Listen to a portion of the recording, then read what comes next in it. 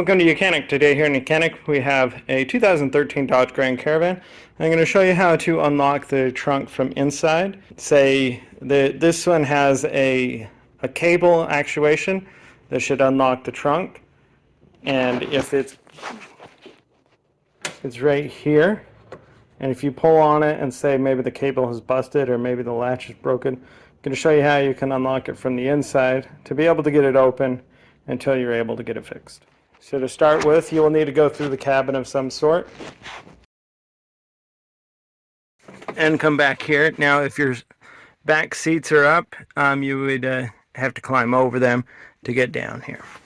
What you're going to see is a little cover here, and you just need to pop that off. Got one little tab right here at the bottom, and then it'll flip out.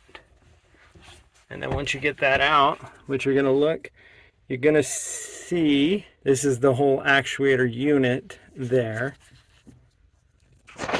We have the white plastic, which is if you hit the lock with the lock button, but if you just reach your hand down here to the left side as you're looking at it, you can just grab and pull the little lever, which is actuated by this cable, but pull that lever and then you'll be able to open your hatch.